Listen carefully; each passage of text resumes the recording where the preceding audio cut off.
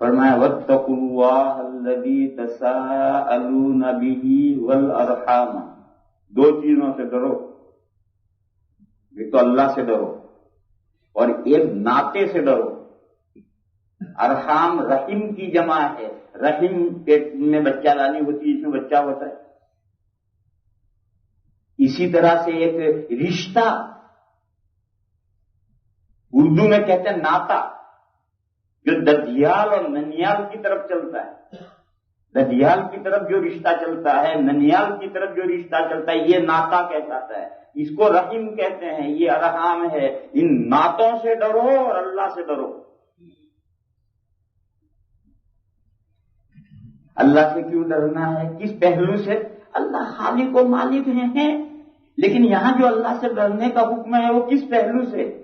وہ اس پہلو سے ہے کہ اللہ کے نام سے تم ایک دوسرے سے سوال کرتے ہو۔ واتقوا اللہ الذی تساءلون بہ، لوگ کہتے ہیں اللہ کے لیے میرا یہ کام کر دو، وہ کہتا ہے خدا کے لیے مجھے میری مدد کر دو۔ آپس میں تم اللہ کے نام سے ایک دوسرے سے سوال کرتے ہو، جس کے نام سے تم آپس میں ایک دوسرے سے سوال کرتے ہو اس اللہ سے ڈرو۔ لہذا یہی پہلو ان ناطے کے ساتھ جائے گا۔ ناطے سے کس پہلو سے ڈرنا ہے؟ ناطے کے ذریعے سوال کرنا، بھیا تو میرا بھائی ہے، میرے ساتھ کیوں زیادتی کر رہے؟ ارے چچا آپ تو میرے چچا ہیں، چچا ہونے کا تو ذرا لحاظ کرو، بھیا تم تو میرے یہ ہو، بھیا تم تو میرے یہ ہو۔ آدمی خاندان میں ایک دوسرے سے مدد مانگتا ہے یا پناہ چاہتا ہے تو اپنے رشتے کا واسطہ دیتا ہے۔ تو جیسے اللہ کا واسطہ دے کر مانگا جاتا ہے، رشتے کا واسطہ دے کر بھی مانگا جاتا ہے۔ لہذا جس پہلو سے اللہ سے ڈرنا ہے اسی پہلو کو یہاں لینا ہے کہ نعتوں سے بھی اسی پہلو سے ڈرنا ہے۔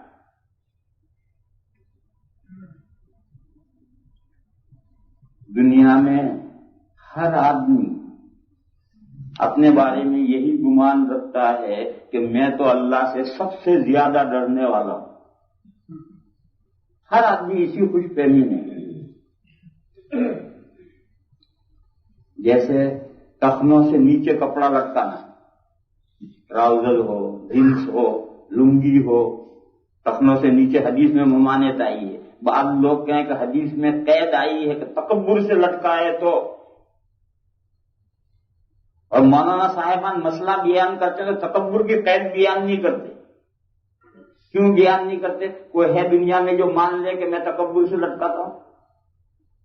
آج آپ کو کوئی نہیں ملے گا جو بھی نیچے لٹکاتا ہو، لمبا خرید لیا تھا میں نے، یہ تو ایسا ہی نیچے آ گیا، ہزار بہانے بنائے گا، تکبر میرے دل میں تکبر ہے، یہ بات کوئی مانے گا ہی نہیں۔ اسی لیے یہ مسئلہ تکبر کی قید کے ساتھ نہیں بیان کیا جاتا، مطلق بیان کیا جاتا ہے۔ دل میں تکبر ہے یا نہیں، تمہارا حساب اللہ کے یہاں ہوگا۔ باقی دنیا میں تو مسئلہ ہے جس کا بھی کپڑا ٹخنے سے نیچے ہے نماز مکروہ تحریمی، اور نماز کے علاوہ ایسا کپڑا پہننا گناہ ہے۔ حدیث شریف میں ما اسفل من الکعبین ففی النار، جو حصہ جتنا حصہ ٹخنوں سے نیچے ڈھکے گا وہ جہنم میں جائے گا۔ اسی طریقے سے یہ تقوی کا مسئلہ بھی ایسا ہے، کوئی آدمی چاہے کتنے بڑے سے بڑے گناہ میں مبتلا ہو، وہ یہی سمجھتا ہے کہ میں تو اللہ سے سب سے زیادہ میں ہی ڈرتا ہوں۔ اس لیے فرمایا ان اللہ کان علیکم رقیبا، تم اللہ سے ڈرتے ہو یا نہیں ڈرتے ہو، اس کا واچ بھی اللہ ہی کر رہے ہیں۔ اس کی واچ اللہ کر رہے ہیں کہ تم ڈرتے ہو یا نہیں ڈرتے ہو۔ تم نفس کو دھوکہ دے سکتے ہو، تم اس خیال کر سکتے ہو میں تو ڈرتا ہوں، مگر وہ جو واچ کرنے والا ہے، رقیب ہے، نگہبان ہے، وہ جانتا ہے کہ تم ڈرتے ہو یا نہیں ڈرتے ہو۔ لہذا ریالٹی سے کام لو، نفس کے فریب میں مت آؤ، شیطان کے چکمے میں مت آؤ، حقیقت پسندی سے کام لو، اور واقعتاً دو چیزوں سے ڈرو، ایک تو اللہ کے احکام کی خلاف ورزی کرنے سے ڈرو، اور ایک جو تمہارے درمیان میں مرد اور عورت کا نکاح ہونے سے جو اولاد پیدا ہوئی، رجالاً کثیرا ونساء، اور اس سے جو ارحام اور ناطا وجود میں آیا، ددیانی اور ننیانی رشتہ وجود میں آیا، اس رشتے کو کاٹنے سے، اس رشتے پر چھری چلانے سے ڈرو اللہ۔ بخاری شریف میں حدیث ہے،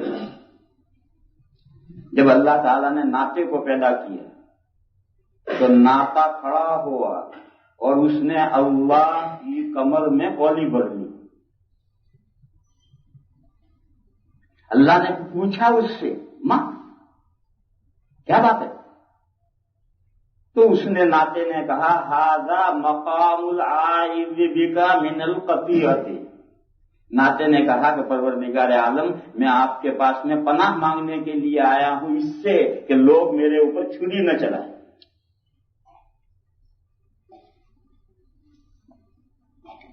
اللہ تعالیٰ نے فرمایا ناطے سے کہ کیا تو اس پر خوش ہے کہ جو تجھے کاٹے اسے میں اپنے سے کاٹوں، اور جو تجھے جوڑے میں اس کو اپنے سے جوڑوں۔ ناتا باولا تھا، وہ راضی ہو گیا اور اس نے کہا پروردگار عالم میں اس پر خوش ہوں۔ اللہ نے فرمایا یہ تیرے ساتھ میرا وعدہ ہے، جو تجھے کاٹے گا میں اپنے سے کاٹوں گا، جو تجھے جوڑے گا میں اپنے سے جوڑوں گا۔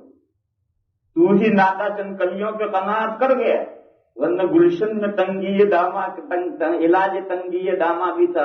اگر ناتا اڑ کر بیٹھ جاتا کہ نہیں میں تو اپنی ڈیمانڈ پوری لے کر جاؤں گا کہ میرے اوپر کوئی چھری نہ چلائے، تو اللہ تعالیٰ ہو سکتا اسے وعدہ کر دیتے، اور وعدہ کر لیتے تمام مخلوقات میں کوئی ناتا قطع رحمی نہیں ہوتی۔ بھینسوں میں کہاں قطع رحمی ہے، اونٹوں میں کہاں قطع رحمی ہے، کبوتروں میں کہاں قطع رحمی ہے، کوئی قطع رحمی نہیں ہے۔ مگر انسانوں کا جو ناتا اور رشتہ تھا وہ اللہ کا بندہ راضی ہو گیا، تو اللہ میں نے اس کے ساتھ یہ وعدہ کر لیا۔ بہرحال یہ حدیث صحیح بخاری شریف کی حدیث ہے کہ ناطے نے اللہ پاک سے یہ وعدہ لے لیا ہے، اور اللہ تعالیٰ نے اس کے ساتھ وعدہ کیا ہے کہ جو خاندانی رشتہ فقط باپ کی طرف نہیں ماں کی طرف بھی، ددھیالی اور ننیالی یہ دونوں رشتے ناتا کہلاتے ہیں۔ جو اس کے ان ناتوں کو قطع رحمی کرے گا، یہ ناتوں کو کاٹے گا، اللہ تعالیٰ اپنے سے اسے کاٹ دے گا، اور جو ان کو جوڑے گا اللہ اپنے سے جوڑیں گے۔ کاٹنا اور جوڑنا کیا ہے؟ بھائی سے بھول ہوئی، ہم روٹ کر بیٹھ گئے، ہم نہیں بولیں گے، یہ ہم نے بھائی کو اپنے سے کاٹ دیا۔ ہمارا بھائی ہونے کا جو رشتہ یہ ناتا ہے، ہم بھائی سے روٹ گئے، نہیں بولتے ہم بھائی سے، یہ ہم نے ناتا کاٹ دیا۔ یہ تو میں نے بھائی کی مثالیں دی، انسانوں میں ایسے نالائق بھی ہیں جو باپ کے ساتھ رشتہ کاٹ دیتے ہیں، جو ماں کے ساتھ رشتہ کاٹ دیتے ہیں۔ نہیں تو میں نے بھائی کی مثال دور کی دی ہے، مگر آپ کو انسانوں میں ایسے ناہنجار انسان بھی ملیں گے جو باپ کے رشتے کو کاٹ دیں گے، ماں کے رشتے کو کاٹ دیں گے، باپ سے نہیں بول رہے، ماں سے نہیں بول رہے، بڑا کمال کر دیا۔ اور رشتہ جوڑنا کیا ہے؟ بھائی روٹ گیا، میں نہیں روٹا ہوں، وہ بھائی روٹ گیا نہیں بولتا، اب میں منا رہا، بھیا میرے ساتھ، بھیا میری غلطی معاف کر، بھیا میری غلطی معاف کر۔ کسی نے پیچھے پڑا اور میں نے منا کر چھوڑا، یہ میں نے رشتہ جوڑا۔ ایک واقعہ سنا ہوں، دو چچا بھائیوں میں لڑائی ہو گئی، ایک ہیں حضرت حسین رضی اللہ تعالیٰ عنہ اور دوسرے ہیں حضرت عبداللہ ابن جعفر، حضرت جعفر طیار کے صاحبزادے ہیں عبداللہ، تقریباً ہم عمر ہیں، حضرت حسین اور حضرت عبداللہ ابن جعفر دونوں چچا زاد بھائی ہیں۔ کھیت کے کسی جھگڑے میں نوکروں میں کچھ آپس میں جھگڑا ہوا اور اس سے ان دونوں بھائیوں میں جھگڑا ہو گیا، بول چال بند۔ 3 دن پورے ہونے آئے، دونوں بھائی بولتے نہیں۔ 3 دن پورے ہونے کا وقت آیا تو حضرت عبداللہ ابن جعفر نے ایک خط لکھا حضرت حسین کو، اور اس خط میں یہ لکھا کہ آپ حضور کے بیٹے ہیں، آپ حضور کی بیٹی کے بیٹے ہیں، آپ ایسے ہیں، آپ ایسے ہیں، آپ ایسے ہیں۔ حضرت حسین کے فضائل لکھے اور فضائل لکھ کر یہ کہا کہ بھائی جان میرے اور آپ کے درمیان میں 3 دن سے بول چال بند ہے، اور حدیث شریف میں 3 دن سے زیادہ بول چال بند رکھنے کی اجازت نہیں ہے۔ اب 3 دن پورے ہونے والے ہیں، جو ہمارا جھگڑا ہے اس جھگڑے میں غلطی آپ کی ہے، لہذا آپ آ کر مجھ سے معافی مانگیے اور جھگڑا ختم کیجیے، اور اگر آپ آنے کے لیے تیار نہیں ہیں تو پھر میں معافی مانگنے آ رہا ہوں۔ یہ خط لکھا تو معاملے میں غلطی آپ کی ہے، آپ تشریف لائیے، مجھ سے معافی مانگے۔ پہلے ان کے فضائل بیان کیا، آپ حضور کے بیٹے ہیں، آپ حضور کی صاحبزادی کے ٹکڑے ہیں، یہ ہیں وہ ہیں۔ اور فرمایا کہ آپ آ کر معافی مانگیے مجھ سے، 3 دن پورے ہونے جا رہے ہیں بات چیت بند ہوئے، اسے جائز نہیں ہے، اور اگر آپ نہیں آتے تو میں آتا ہوں معافی مانگوں۔ جب یہ خط حضرت حسین کو پہنچا، پڑھا اور فرمایا بھیا میری چادر لاؤ۔ اس زمانے میں یہ کرتے کی جگہ پر چادر اوڑھتے تھے، گھر میں ہوتے تھے تو اسے اٹھا کے رکھ دیتے، جیسے کہ آج کل ہم بنیان پہن کر گھر میں رکھتے ہیں، کرتا نکال کے رکھ دیتے ہیں۔ تو آج کل کی اصطلاح میں کہ بھائی میرا کرتا لاؤ، تو حضرت نے فرمایا میری چادر لاؤ، فوراً چادر اوڑھی اور اپنے چچا بھائی کے یہاں پہنچے اور جا کر معافی مانگی اور قصہ ختم۔ تو جوڑنا اس طرح سے، توڑنا کیسے ہوتا ہے، جوڑنا کیسے ہوتا ہے؟ تو کاٹنے سے روکو، رشتے کو ناطے کو کاٹنے سے ڈرنا ہے۔ اولا تو کاٹو مت رشتے کو ناطے کو کاٹو مت۔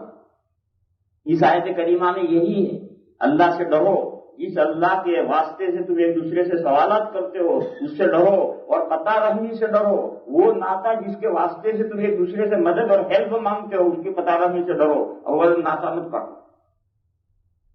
لیکن خدا نہ خواستہ انسان ہے، غلطی ہو جاتی ہے، اپنی یا دوسرے کی غلطی ہو جاتی ہے، ہم کاٹ لیتے ہیں یا دوسرا ہم سے کاٹ لیتا ہے، تو پھر 3 دن کے اندر اندر وہ رشتہ جوڑ دینا چاہیے۔ وہ تعلقات جو خراب ہوئے وہ 3 دن کے اندر اندر ہموار ہونے چاہیے، اور اگر نہیں کرے گا تو اتنی بڑی نحوست ہے کہ وہ جو شب قدر کی روایت، شب برات کی روایتیں ہیں کہ جس میں بنے قبیلے بنو کلب کی بکریوں کے بالوں کے بقدر اللہ تعالیٰ جہنم سے لوگوں کو آزاد کرتے ہیں، اس رات میں بھی 3 آدمیوں کی بخشش نہیں ہوتی ہے، ان میں سے قطع رحمی کرنے والے کی بھی بخشش نہیں ہوتی۔ اتنی مبارک رات آتی ہے، اس رات میں بھی اس منحوس کے لیے کوئی بخشش نہیں۔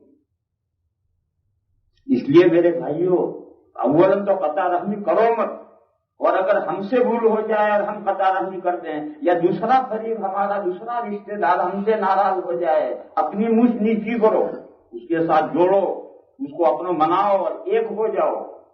حدیث شریف میں ہے لا تکونوا امعا مت بنو۔ یہ امعا عربی کا لفظ ہے، اور اب عربی میں ایبریویشن نہیں ہوتی، انگریزی میں تو ہوتے ہیں مخففات ہوتے، عربی میں نہیں ہوتے، لیکن کہیں کہیں ہوتے ہیں، اور انگریزی کا قاعدہ اور ہے، عربی کا قاعدہ اور ہے۔ جیسے بسملہ او قلع، بسملہ یعنی پورا بسم اللہ الرحمن الرحیم کا مخفف بسملہ، او قلع یعنی لا حول ولا قوت الا باللہ کا مخفف او قلع۔ ایسے اما یہ مخفف ہے انا مع الناس، یہ انا مع الناس کا مخفف ہے، میں لوگوں کے ساتھ ہوں۔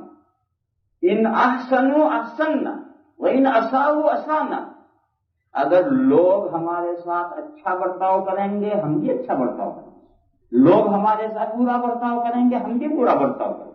یہ دنیا گنبد کی صدا ہے، جیسا کہو ویسا سنو۔ گنبد، اب گنبد تو رہے نہیں، پہلے گنبد بہت ہوتے تھے، اب کوئی لمبا پائپ ہے، اس پائپ کو سامنے سے بند کرو اور بند کر کے اس میں کہو حضرت جی، تو جواب آئے گا حضرت جی، اور کہو الو کے پٹھے، تو اندر سے جواب آئے گا الو کے پٹھے۔ یہ دنیا گنبد کی صدا ہے، جیسا کہو ویسا سنو۔ حضور نے فرمایا ایسا مت بولو، ایسا مت بولو، تو اما بننا انا مع الناس بننا ہے کہ لوگ جیسا برتاؤ کریں گے ہم بھی ایسا برتاؤ کریں گے۔ یہ کیا کمال کی بات ہوگی؟ فرمایا کہ تم جو تمہارے ساتھ اچھا برتاؤ کرے اس کے ساتھ بھی اچھا برتاؤ کرو، اور جو تمہارے ساتھ برا برتاؤ کرے اس کے ساتھ بھی اچھا برتاؤ کرو۔ ادفع بالتی ہی احسن فاذا الذی بینک وبینہ عداوۃ کانہ ولی حمیم۔ اگر دوسرے کا غلط برتاؤ ہے اس کے جواب میں اچھا برتاؤ کرو، اچھا برتاؤ اسے شرمندہ کر دے گا اور پہلے سے زیادہ مستحکم تعلقات ہو جائیں۔ اس لیے میرے بھائی ایسی جگہ پہ آدمی اینٹتا ہے، بھائی نہیں بولتا ہم کیوں بولے، وہ نہیں بولتا، اس کی نالائقی ہے، تم لائق ہو جاؤ، بولو، چاہے اس کی غلطی ہو، اس کے پیر پکڑ کے معافی مانگو، وہ خود شرمندہ ہوگا کہ غلطی میری اور بھائی مجھ سے معافی مانگتا ہے، پہلے سے زیادہ تعلقات ہموار ہو جائیں گے، مستحکم ہو جائیں گے، مگر تھوڑی دیر کے لیے دل پر جبر کرنا ہے۔ یہی اگر آدمی نقطہ سمجھ جائے کہ کس طریقے سے تعلقات ہموار کرنے ہیں تو لوگوں میں کوئی ناچاقی اور نا اتفاقی نہ ہو۔ یہ آیت کریمہ اس صورت کی پہلی آیت ہے جو تمہید کے طور پر اٹھائی گئی ہے، یہ بتلانے کے لیے کہ آگے سب رشتے آ رہے ہیں، ناطے آ رہے ہیں، اور ایک انسان ہے۔ اگر مرد ہیں، عورتیں ہیں، سب ایک انسان ہیں، بیٹی ہے، بہن ہے، بیوی ہے، وہ سب ایک انسان ہے، آپس میں رشتے اور ناطے ہیں، ان رشتوں اور ناطوں کا اعتبار کر کے احکام آئیں۔ تو اصولی طور پر ایک ذہن بنا دیا کہ تمام انسان ایک نفس سے بنائے گئے ہیں، مرد بھی اسی نفس سے بنایا گیا ہے، عورت بھی اسی نفس سے بنائی گئی ہے، اور تمام انسان جو پھیلے ہوئے ہیں انہی دو سے انسان پھیلے ہوئے ہیں، اور انسانوں کے پھیلنے سے رشتے اور ناطے وجود میں آئے ہیں، اور رشتے اور ناطے کی شریعت میں اتنی اہمیت